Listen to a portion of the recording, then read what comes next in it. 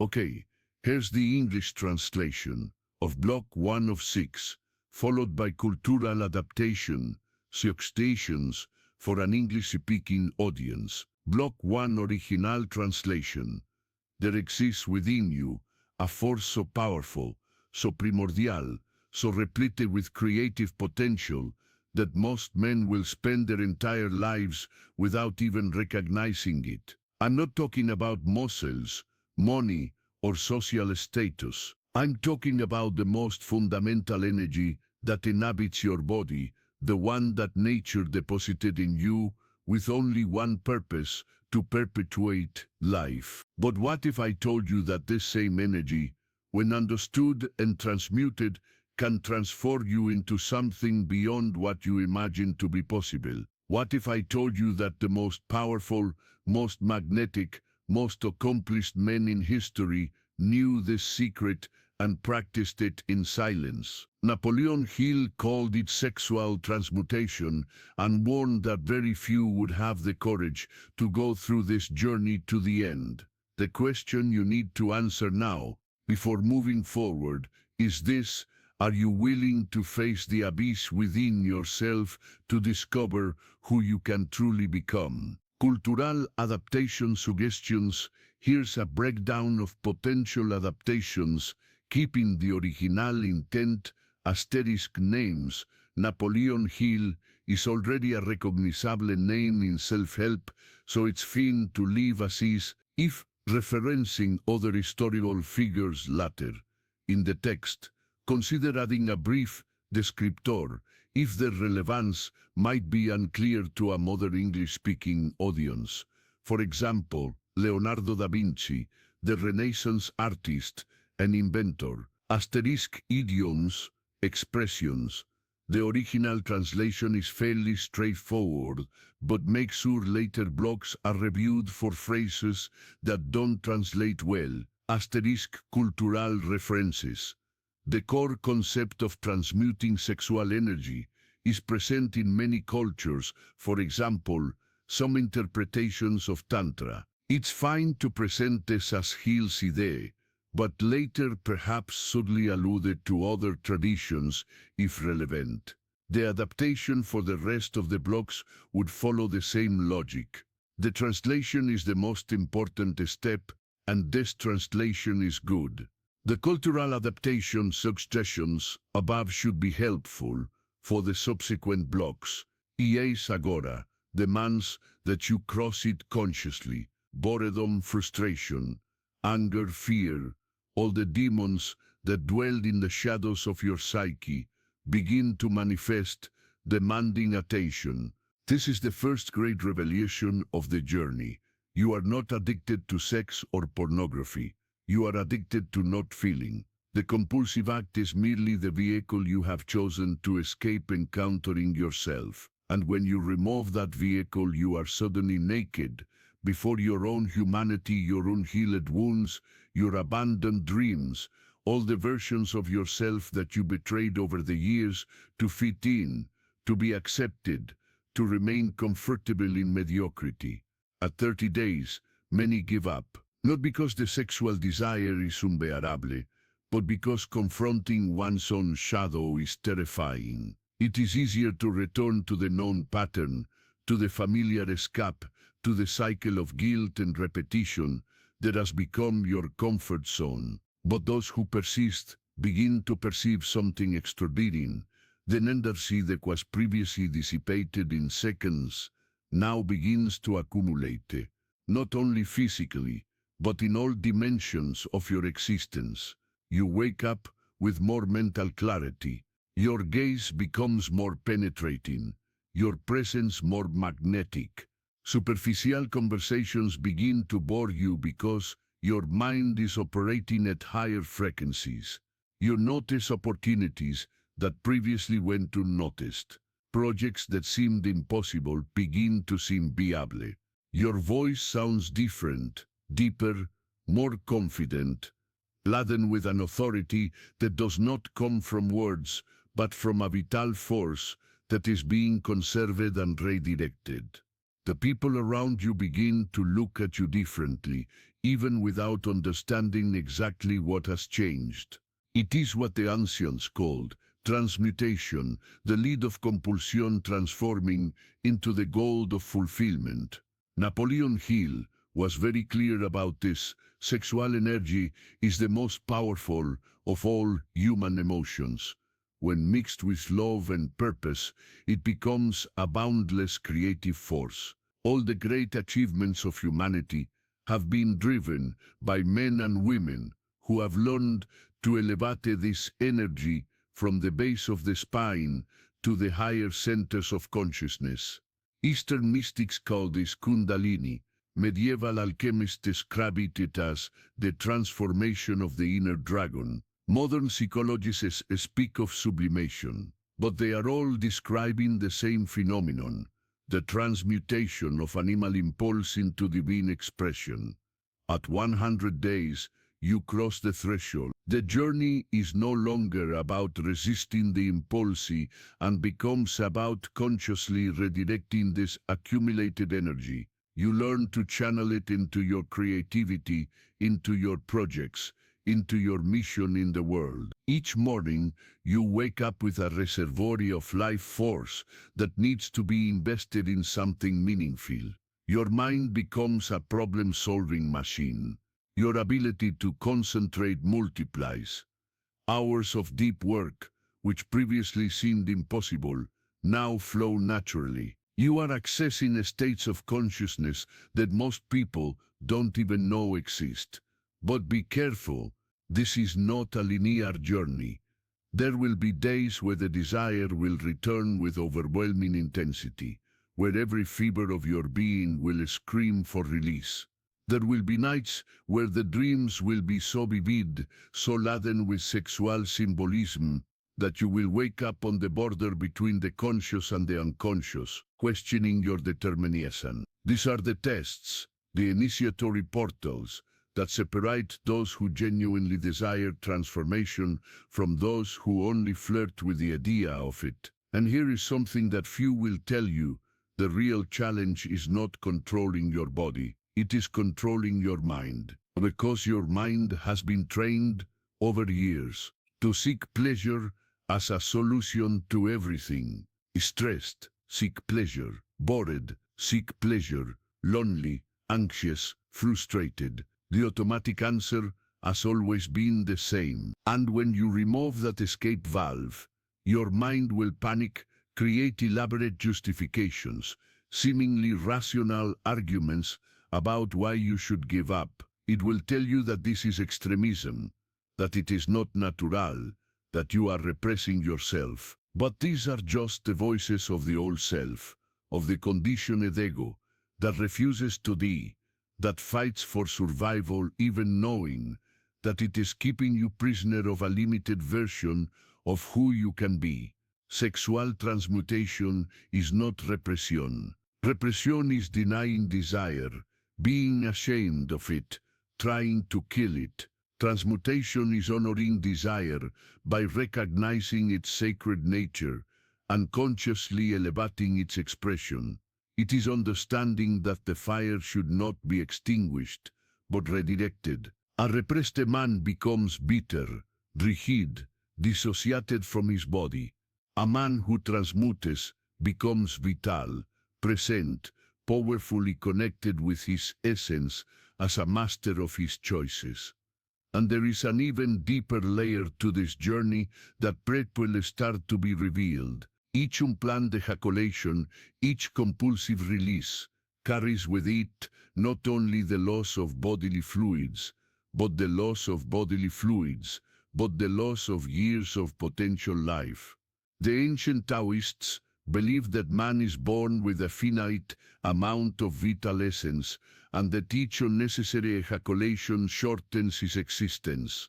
Modern science may disagree on the numbers, but it cannot deny the observable effect. Men who ejaculate with excessive frequency experience accelerated aging, hair loss, decreased testosterone, chronic fatigue, depression, and an endless list of symptoms that conventional medicine treats as separate conditions, when in reality they are manifestations of a single problem, the dissipation of life force.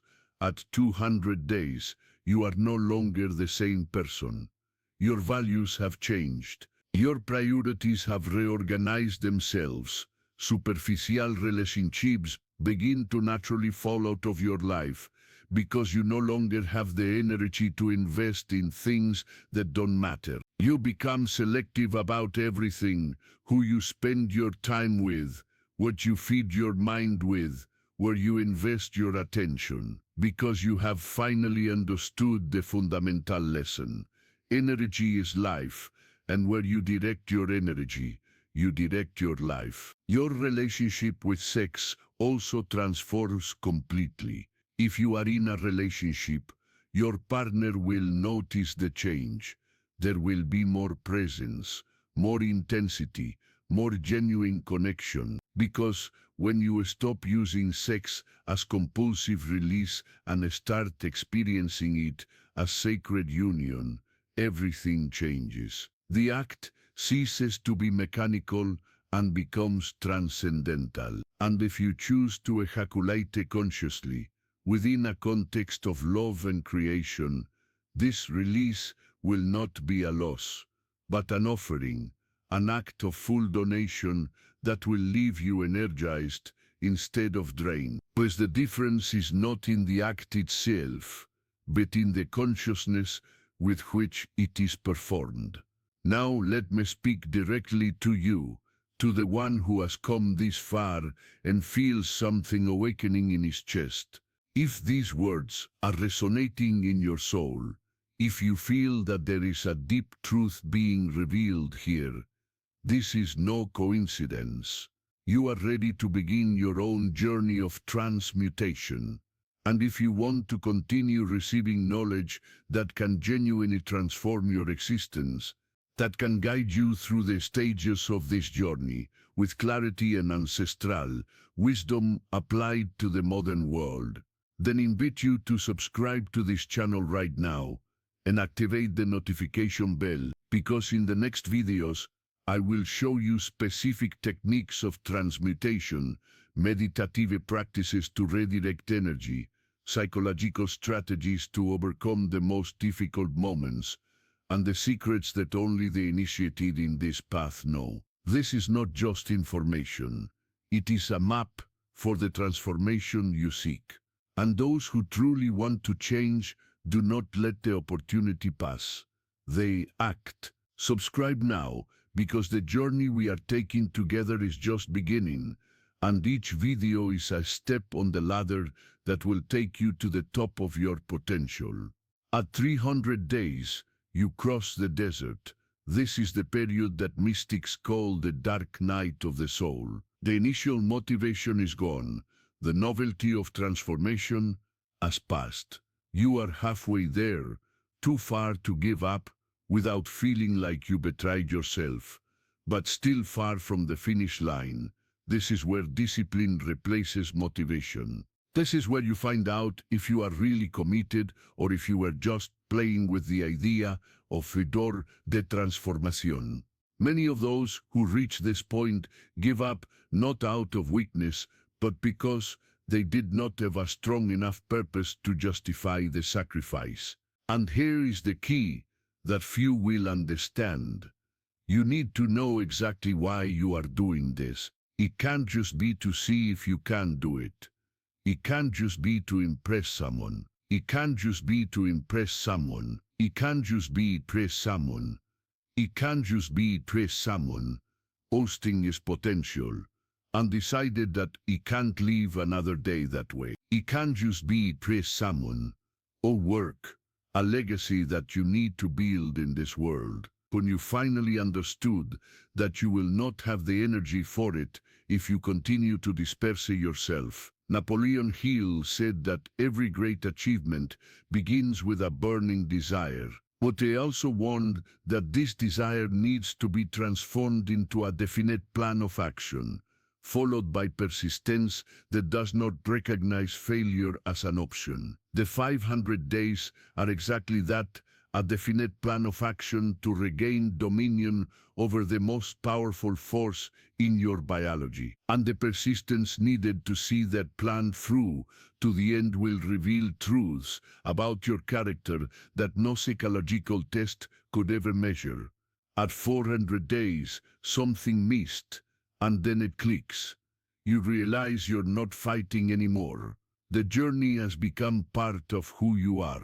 The man who needed to compulsively ejaculate seems like a past life, a version of you that existed in another dimension. You look back and barely recognize that person who lived on autopilot, a slave to impulses, drained of purpose, and you look forward and see limitless possibilities, because now you possess the energy, the clarity, and the discipline to manifest any vision that dwells in your heart. Your night dreams become lucid, charged with archetypal symbolism. You begin to receive profound insights in meditative states. Your intuition sharpens in an almost supernatural way. It's as if, by conserving physical essence, you've created space for more subtle essences to emerge. The upper chakras, dormant from the modern life of instant gratification, begin to awaken. You experience moments of connection with something greater, a universal intelligence that has always been there, but that you were too busy dissipating energy to notice. The people around you don't understand what has happened to you. Some will be intimidated by your presence. Others will be magnetically drawn. Old friends will begin to ask for advice, to seek your perspective, without knowing that the fundamental change in you came from a practice that most would consider irrelevant. But you will know. You will carry this knowledge as an initiate carries the mysteries, in silence, with humility, but with the unwavering certainty of someone who has walked through fire and emerged transformed. And then day 500 arrives. You will wake up this morning and feel something different in the air. There will be no fireworks or celestial trumpets, but there will be a profound recognition, a silent reverence for all that you have gone through to get here. You will look in the mirror and see a warrior, someone who entered into battle against their own lowered nature and won, not because they defeated desire, but because they transmuted it, not because they denied their humanity, but because they elevated it. 500 days without ejaculating does not mean 500 days without desire. It means 500 days consciously choosing what to do with desire. It means 500 days of accumulating life force, of growing mental clarity, of intensifying personal magnetism. It means 500 days practicing the most fundamental self-mastery that exists, mastery over the energy that creates life. And if you can master that, you can master anything. But let me tell you something that no one else will have the courage to reveal to you. This journey does not end on day 500, because what you discover over these months is not a temporary trick or a trendy spiritual diet. It is a lifestyle, a philosophy of existence, a completely new way of relating to your own life force. Some will choose to continue indefinitely, becoming absolute masters of this energy. Others will integrate the learning into their lives in different ways, consciously releasing only when aligned with a higher purpose. There is no right answer. There is only your individual truth, discovered through direct experience. What Napoleon Hill understood, and that most of his readers missed, is that all the principles of success that he taught are based on this single principle, the capacity for sexual transmutation. You can have the best idea in the world, the most elaborate plan, the perfect opportunity, but if you are constantly drained of your life force, nothing will materialize. You will be like a high-performance sports car without fuel in the tank. Sexual transmutation is the fuel that allows all other principles to work. It is the foundation on which everything else is built, and there are profound social implications here that need to be named. A society that domesticates male sexual energy through ubiquitous pornography and instant gratification is a society that controls its men. Because a man without accumulated vital energy has no strength to question, to build, to transform. He becomes a docile consumer, an obedient worker, a predictable statistic. But a man who has discovered sexual transmutation is dangerous to the status quo. He cannot be controlled easily because he has found a source of power that does not depend on external validation, that cannot be bought or sold, that exists within him as an eternal flame. This is the silent revolution. It will not be televised. It will not be a trending topic. It will not generate viral hashtags. But it is happening, man by man, choice by choice, day after day. And each man who completes this journey becomes a beacon for others, a living proof that transformation is possible, that you don't have to remain a slave to your impulses, that there is a path to a completely different form of existence. Imagine for a moment an entire generation of men who understand this. Men who do not dissipate their energy on pornography and compulsive masturbation. Men who channel this force into building businesses, creating art, leading communities, loving deeply, serving causes greater than themselves. What kind of world would these men create? What problems would be solved? What inventions would emerge? What level of collective consciousness would be achieved? This is the invitation being extended to you now. It is not an invitation to perfection. It is not a demand to never err again, or to become some kind of aesthetic superhuman. It is an invitation to awaken from the cultural trance, to regain dominion over your own vital energy, to experience directly what is possible when you stop scattering yourself and start focusing. It is an invitation to 500 days of self-discovery, of confronting shadows, of elevating consciousness, of alchemical transmutation. What if you fail? If on day 50, or 200, or 499, you give in to the impulse, then you start again. Because failure only exists when you give up completely. Every attempt, even if it doesn't reach the 500 days, transforms you. Every period of energy conservation, even if it ends prematurely, reveals something about yourself. The journey is not about perfection. It's about direction. And as long as you keep moving towards mastery, towards awareness, towards transmutation, you are on the path. But know this, there will be a cost. You will lose friends who are invested in keeping you small. You will become incompatible with certain environments that you once frequented.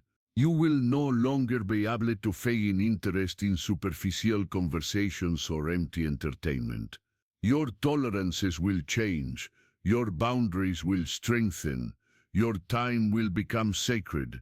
Because when you stop wasting your vital essence, you also stop wasting any other aspect of your existence.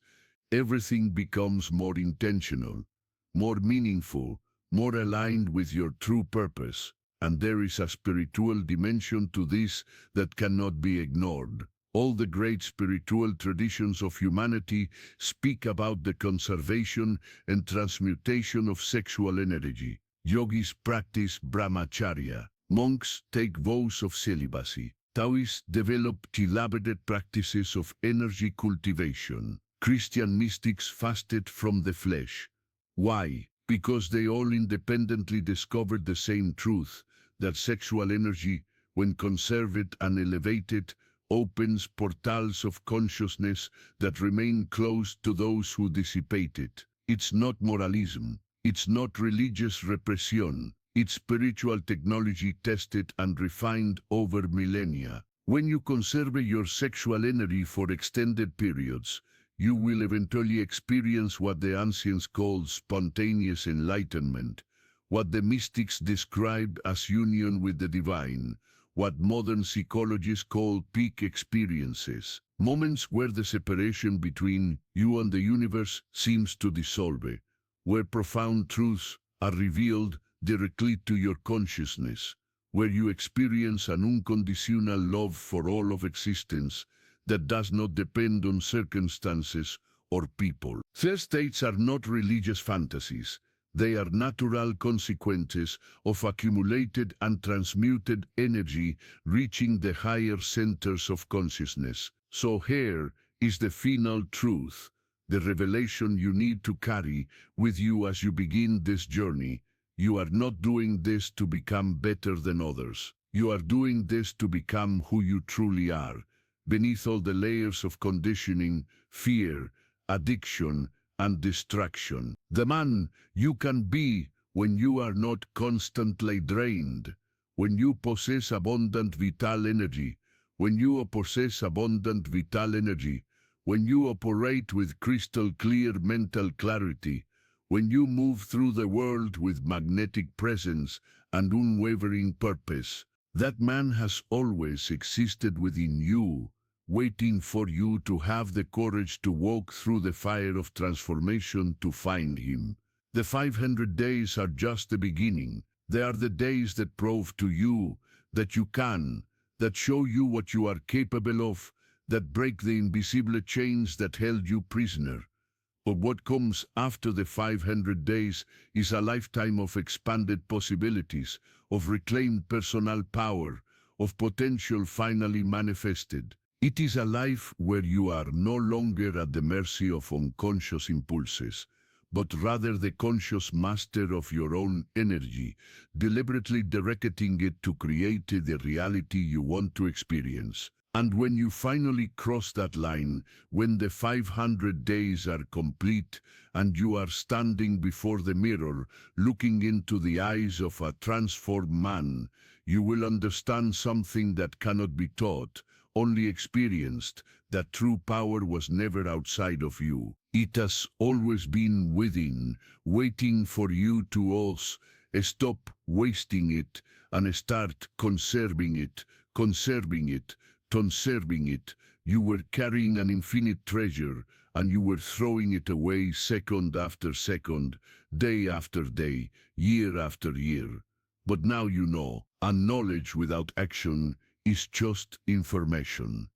But knowledge with committed action is alchemy, it's transformation, it's the birth of the man you came to this world to be. The journey awaits you. 500 days that separate the boy from the man, the slave from the master, the asleep from the awake. The fire of transmutation is lit. The only question that remains is, will you have the courage to walk through it? Cultural adaptation. Stop squandering it and start cherishing it, focusing it, transforming it. You possessed a limitless fortune, and you were discarding it tick by tick, day by day, year by year.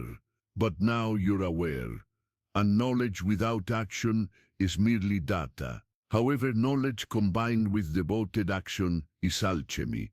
It's metamorphosis, it's the genesis of the man you were destined to be. The quest beckons, 500 days that distinguish the boy from the man, the captive from the ruler, the dormant from the awakened. The crucible is ablaze. The only question left is, do you dare to brave the flames?